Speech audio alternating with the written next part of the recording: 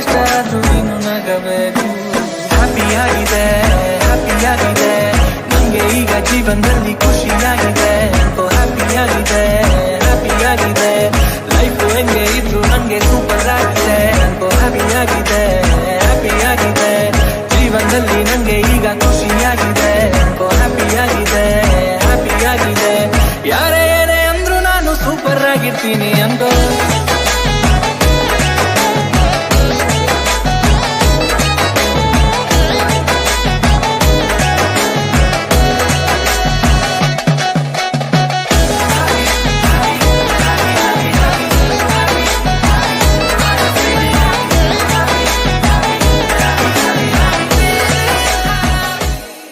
okay ಇಲ್ಲಿ ಮಾತಾಡೋರು ನಿನ್ನ ಈ ಕಟ್ಟ